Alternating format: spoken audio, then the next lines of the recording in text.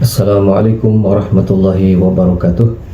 Alhamdulillah, salatu wassalamu ala rasulillah Muhammad ibn Abdullah wa ala alihi wa sahbihi wa man walaha ma ba'd. Sahabat sekalian, jumpa kembali di channel ini. Mudah-mudahan kita semua dalam keadaan sehat walafiat, selalu dalam lindungan Allah subhanahu wa ta'ala.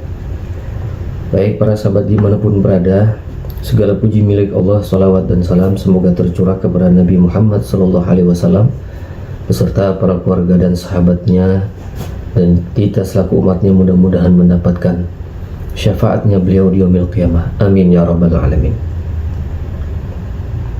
Para sahabat sekalian, pada kesempatan video kali ini kita akan sedikit membahas kitab Mustalahul Hadis dengan penjelasan yang singkat yang mudah-mudahan bisa dipahami oleh pemula dan semoga bisa menambah wawasan kita mengenai ilmu Mustalahul Hadis.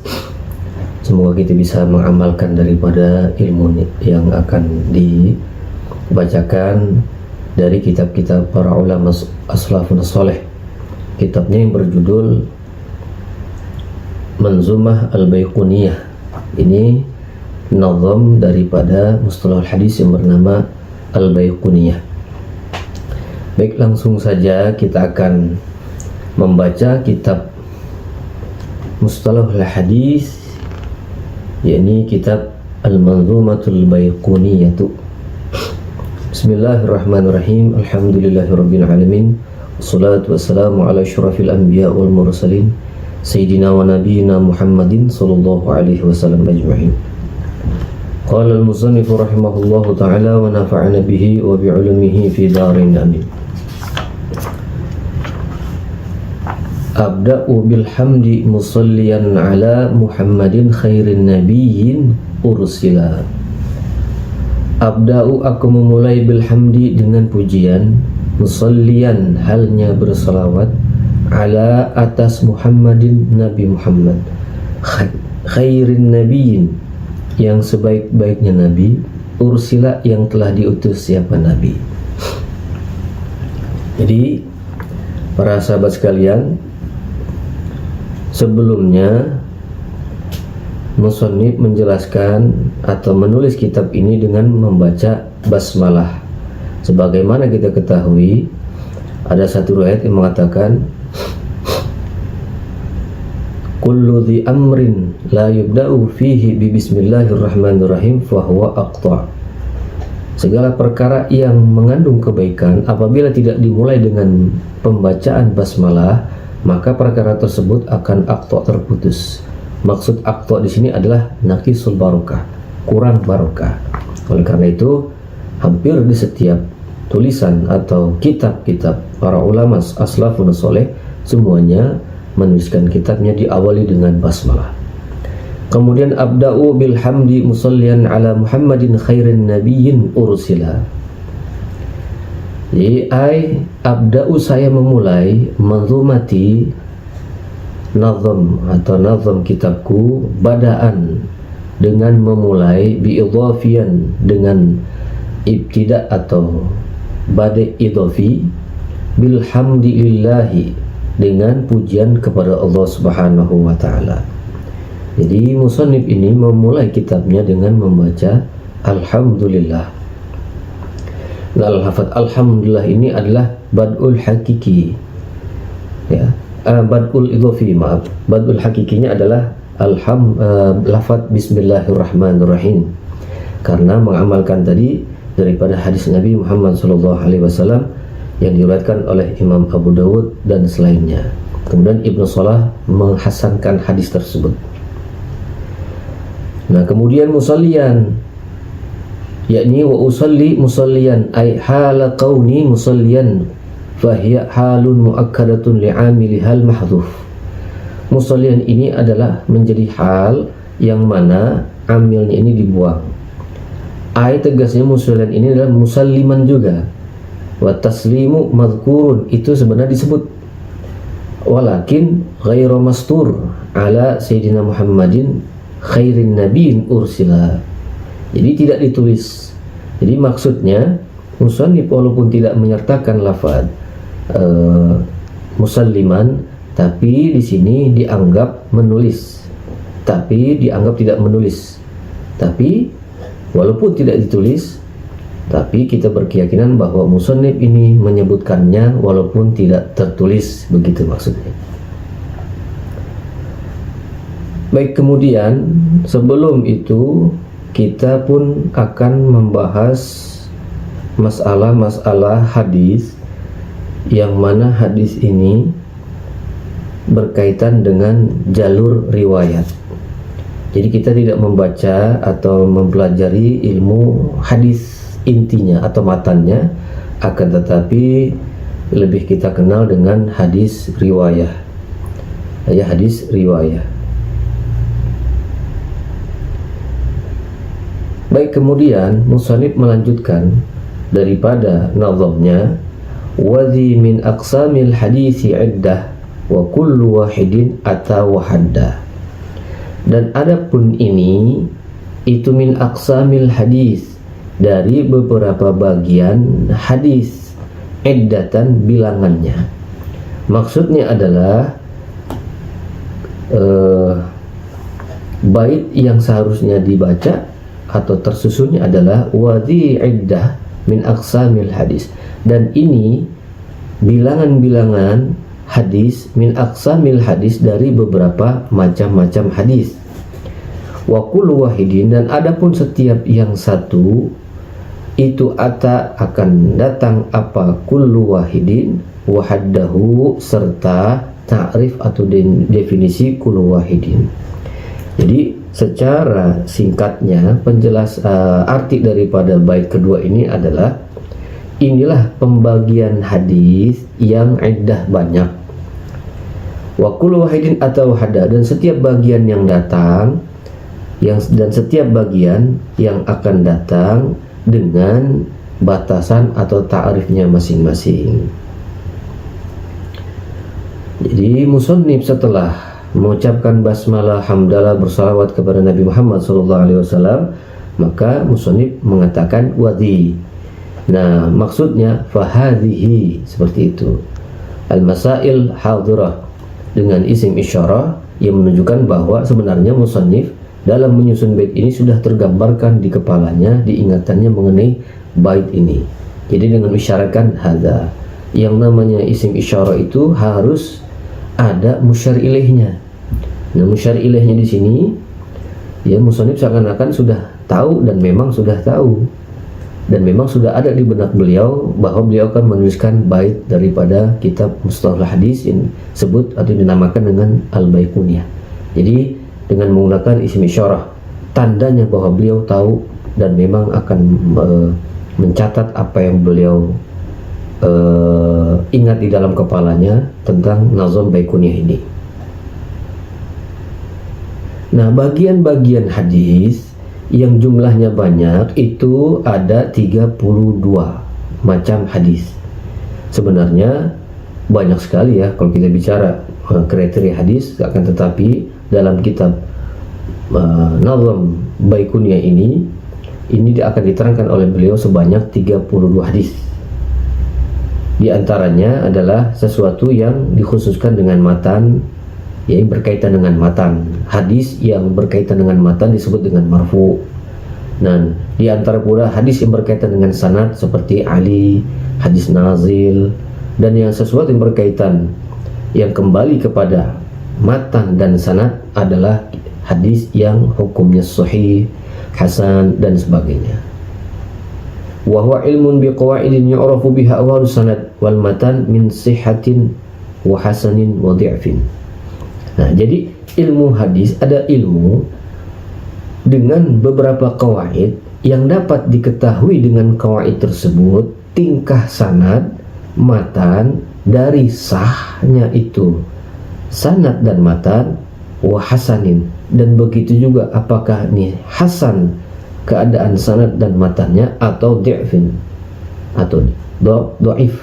Jadi tingkah sanad dan matannya ini apakah dhaif atau tidak. Nah, jadi inilah pembahasan mengenai bagian-bagian hadis atau macam-macam daripada hadis. Nah, sebelum kita jauh membahas mengenai hadis dan pembagiannya serta hukum-hukumnya, maka kita harus ketahui, kita harus mengenal istilah daripada al-hadis. baik lughawi atau syar'an. Hadis secara bahasa atau lughawi yang artinya adalah al-jadid, yakni baru. Karena hadis ini datangnya belakangan daripada pengucapannya, maka demikian dikatakan al-hadis menurut lughah adalah al-jadid. Sedangkan menurut istilah, hadis itu adalah ma warada 'anin nabi sallallahu alaihi wasallam min qaulin aw fi'lin aw taqririn aw sifatin. Nah, jadi sesuatu yang datang dari Nabi sallallahu alaihi wasallam, baik dari ucapannya atau perbuatannya atau penetapannya atau daripada sifatnya, sebagaimana dikatakan dalam kitab Fathul Mughis ya oleh Al-Imam As-Sakhawi, yang mana hadis Nabi Shallallahu Alaihi Wasallam yang berkaitan dengan aqwal itu sebagaimana contoh hadis yang diriwayatkan oleh Imam Bukhari, yang mana beliau langsung mengucapkan hadis tersebut dengan lisan mulia beliau, seperti hadis yang diriwayatkan oleh Imam Bukhari yang matanya adalah innamal a'malu binniyat wa innamal likulli imri'in ma nawa, muttafaqun alaih. Ini adalah hadis yang hadisnya berupa ucapan aqwal Nabi. Kemudian ada juga mengenai hadis yang mana hadis tersebut bukan ucapan akan tapi perbuatan Nabi. Jadi hadis ini diambil dari perbuatan Nabi, bukan dari ucapan langsung Nabi Muhammad SAW, sebagaimana yang diriwayatkan oleh Sayyidina Jabir radhiyallahu anhu. Yang meriwayatkan hadis ini adalah Imam Bukhari. Kana Rasulullah sallallahu alaihi wasallam yusalli ala rahilatihi haitsu tawajjahat bihi, fa idza arada al-fardhata nazala fastaqbala al-qiblata. Ya, rawahul Bukhari.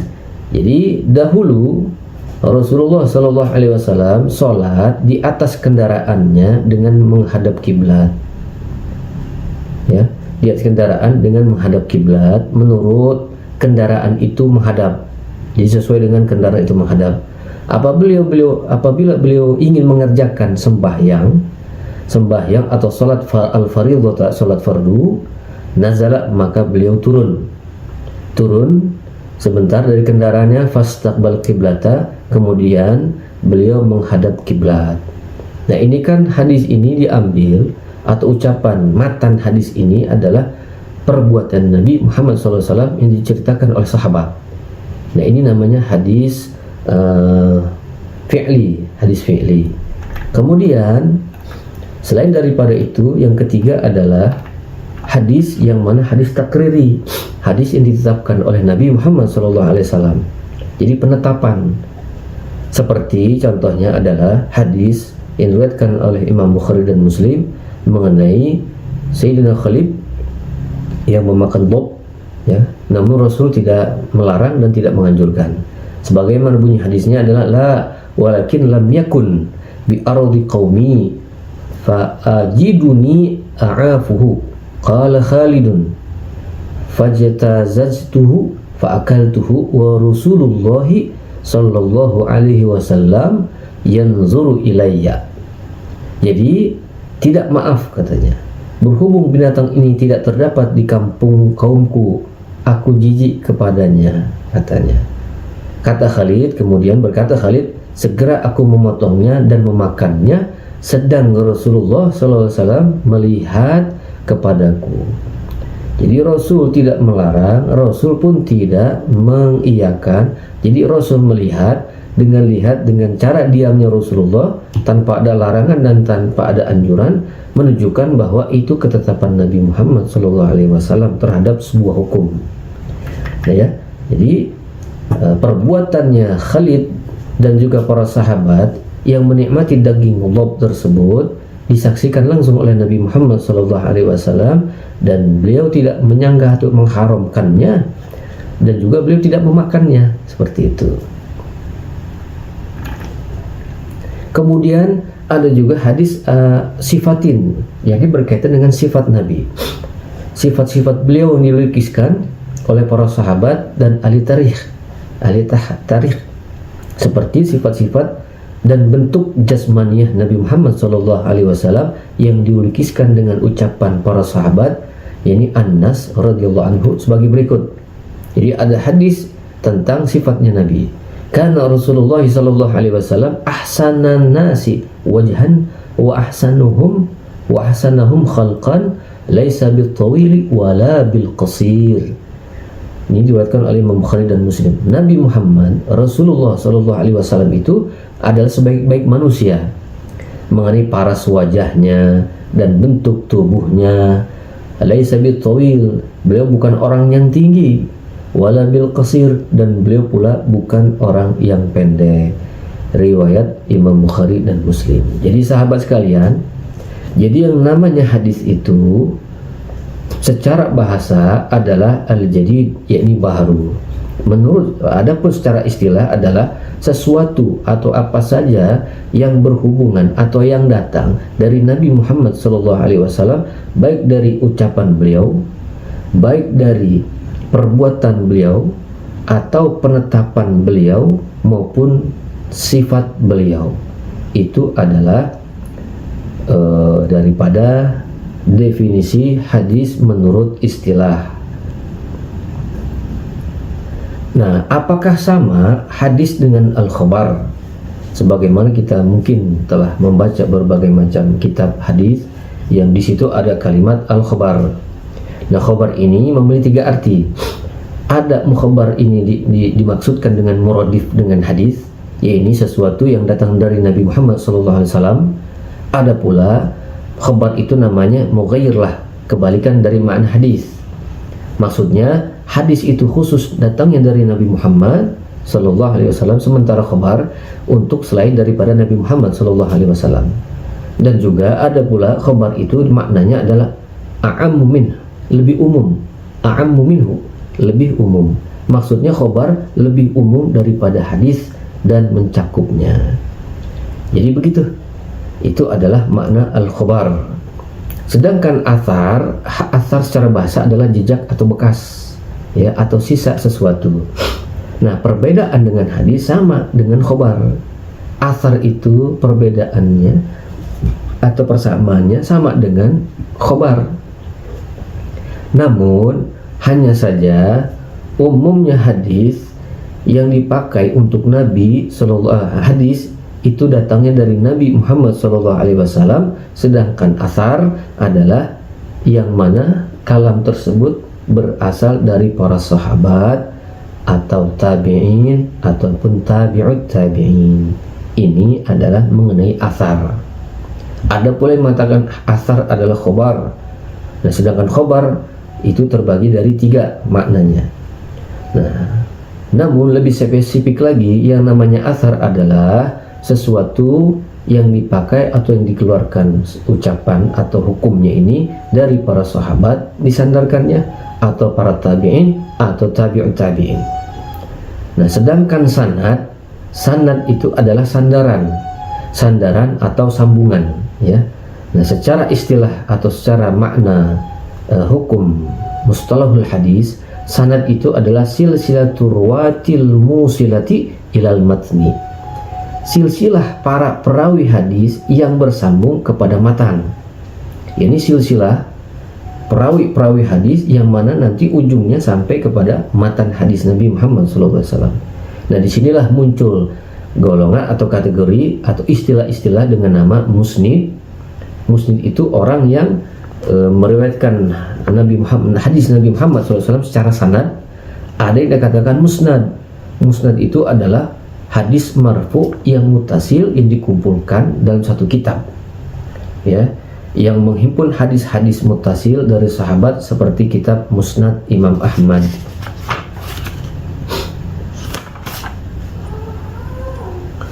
Nah, kemudian al-matnu, yakni matan hadis. Apakah matan itu? Matan secara bahasa adalah punggung. Nah, secara nas hadis, sedangkan matan secara istilahi adalah lafaz hukum hadis tersebut, ini lafaz hadisnya, nas hadisnya. Nah, itulah matan secara istilahi.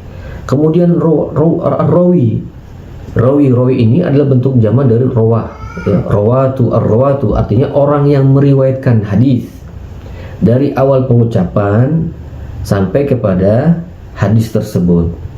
Nah, kumpulan perawi ini membentuk yang namanya isnad. Nah, perawi ini ada yang disebut dengan muhaddis, ada yang disebut dengan al-hafiz, ada yang disebut dengan al-hakim. Ya, hadis itu ada yang disebut al-hakim. Sebagaimana kita ketahui di dalam kitab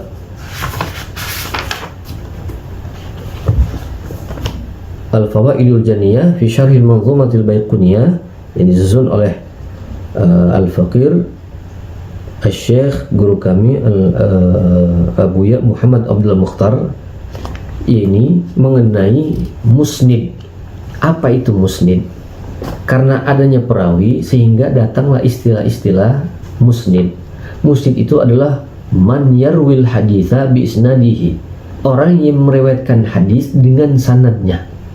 Itu adalah musnid, golongan musnid. Ya. Sawa'un kana lahu ilmun bihi aw laysa lahu illa bi mujarradatil riwayati. Baik dia mengetahui hukum tersebut atau hanya sekedar meriwayatkan saja hadis tersebut. Ini namanya al-musnid. Sedangkan al-muhaddis adalah huwal alimu bi tariqil hadis wa asma'ir rawati wal mutuni. Jadi muhaddis ini adalah orang yang alim dengan jalan-jalannya hadis. Ya, dengan jalan-jalannya hadis, begitu juga nama-nama perawi daripada hadis tersebut maupun matannya. Jadi hafal dan mengetahui hal tersebut. Nah, derajat muhaddis ini lebih tinggi daripada derajat al-musnid. Kemudian ada pula istilah daripada al-hafiz. Al-hafiz di sini adalah muradif daripada muhaddis. Persamaan kata daripada muhaddis. Yang mana muhaddis inda ba'di salaf itu sama dengan al-hafiz dan muhaddis. Wa ba'duhum, namun sebagian ulama salaf mengkhususkan yang namanya hafiz itu adalah orang yang banyak hafal hadis secara mutqin, secara kuat, ya, li anwa'ihi wa ma'rifatihi riwayatin wa diroyatin. Beliau pun tahu daripada macam-macam hadisnya dan mengenal riwayat dan juga secara diroyat dan tahu ilat-ilat daripada hadis. Maka dikatakan Al-Imam Az-Zuhri mengatakan la yuladul hafizu illa fi abidis sanah, tidak akan dilahirkan seorang hafiz kecuali setelah 40 tahun lamanya. Masya Allah. Jadi ada yang mengatakan al-hafiz itu sama dengan al-muhaddis, ada yang mengatakan tidak. Ada yang mengatakan lebih spesifik lagi, al-hafiz adalah orang yang banyak menghafal hadis dan mutqin serta mengetahui macam-macam hadis dan mengetahui pula hadis tersebut secara riwayat maupun diroyat. Nah, jadi kesimpulannya adalah waqad dzakara al-'allamatul Manawi li ahli al-hadis maratib. Al-Imam Manawi bagi orang yang ahli hadis itu ada 3 tingkatan, ada beberapa tingkatan, ada beberapa tingkatan orang yang belajar hadis. Pertama, at-talib. At-talib itu huwal mubtadi. At-talib ini orang yang pertama kali baru mulai belajar hadis. Lalu yang kedua adalah namanya al-muhaddis, wa huwa ma yahtamilul haditsa wa ya'tani bihi riwayatan wa dirayatan. Orang yang menghafal hadis dan memperhatikan hadis tersebut, menseriuskan ilmu hadis secara riwayat maupun dirayat. Ada pula tingkatan yang ketiga adalah al-hafiz, yaitu orang yang hafal 100.000 hadis secara matan dan juga secara sanad. Bukan hanya matannya yang hafal, tapi juga sanad daripada hadis itu dihafal dan menjaga apa-apa yang dibutuhkan. Apa-apa yang dibutuhkan untuk menjaga hadis tersebut. Ya, jadi al-hafiz ini gelar orang yang hafal 100.000 hadis, baik matan dan juga sanadnya, ya, dan menjaga hal tersebut. Masya Allah. Kemudian al-hujjatu, Hujjah itu wa huwa man ahata bi 300,000 hadisin. Orang yang hafalannya meliputi daripada 300.000 hadis. Ini adalah gelar buat al-hujjah. Sebagaimana kita ketahui, gelar al-hujjatul Islam yang mana umum kita ketahui itu diberikan kepada al-Imam al-Ghazali, dan mungkin ada juga ulama-ulama yang lain mendapatkan gelar al-hujjah. Kemudian yang terakhir adalah al-hakim. Al-hakim ini adalah orang yang meliputi ilmu hadisnya dengan seluruh hadis secara riwayat, baik matan, baik sanad, baik jarhan wa ta'dil, yakni mengenal karakteristik daripada rijalul hadis, namanya, apakah dia hafalannya kuat segala macam, ya, tuh, wa tarikhan, dan juga tentang sejarah atau hadis ini keluar kapan, hadis ini kapan terbitnya, hadis ini kapan dan di mana, itu diketahui oleh al-hakim, gelar orang yang menyandang al-hakim. Masya Allah. Baik para sahabat sekalian, itulah beberapa penjelasan mengenai bait kedua tentang mustalahul hadis, yang mana sebenarnya banyak sekali makna-makna daripada mustalahul hadis. Tentunya dalam kitab Baiquniyah ini pada bait qazi min aqsamil hadisi iddah wa kullu wahidin atau haddah, itu sangat banyak.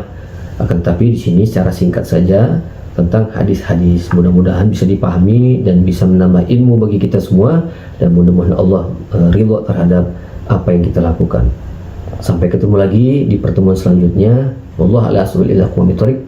Wassalamualaikum warahmatullahi wabarakatuh.